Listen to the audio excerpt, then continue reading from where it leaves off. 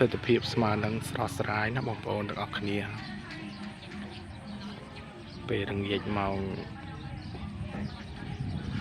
4ជាងវាក្តៅមិនល្មមក៏ប៉ុន្តែខ្យល់ត្រជាក់ស្រួលបងប្អូន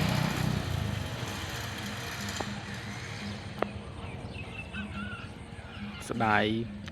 ឲ្យបានយកសទូចក៏ដូចជាដងបបក់មកបងប្អូនបើបានយកមកអែមស្នែបបាត់មកបបក់នៅទីតាំងនេះព្រោះឃើញមាត់ត្រីច្រើនណាបងប្អូនកន្លែងនេះអ្នកបងប្អូនបើសិនជាមានសទូចអែមស្នែបបាត់ដាក់នុយអីក៏ស៊ីដែរនេះ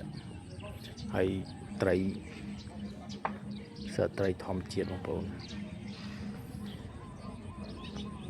មកដុំនេះទឹកម្ដុំនេះដូចជាកន្លែងស្រះបើមិនស្រះឬក៏បឹងព្រោះអីតូចដែរទេបងប្អូនត្រឹមចុងកន្ទុយនោះរហូតដល់ចុងនេះឥឡូវហ្នឹងរៀងស្រកទេណាបងប្អូនពីមុននោះលិចដល់ត្រឹមជើងអសរបងប្អូនឃើញស្នាមបងប្អូនហើយវាទឹមស្រកឥឡូវប្រហែលជា3ខែនេះកាលខែ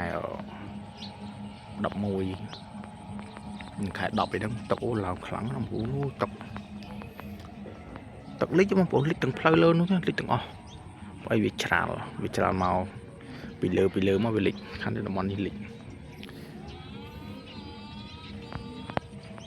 ទីតាំងថតនេះនៅខាងទួលវិហារបងប្អូនផ្លូវចូលវត្តទួលវិហារមកចិត្តដល់វត្តព្រោះវត្តនៅខាងដល់បន្តិចវត្តខាងលើបន្តិចជិះទៅ5នាទីដល់វត្តđấyខ្ញុំមកលេងផ្ទះមិត្តភក្តិខ្ញុំនេះផ្ទះគេ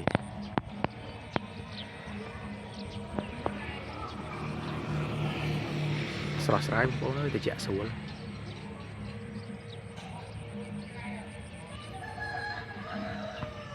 ស្រស់ស្រាយមែនទែនវីដេអូមានតែប៉ុណ្្នឹងទេណាបងប្អូនបាយបាយជួបគ្នានៅវីដេអូក្រោយបាយបាយ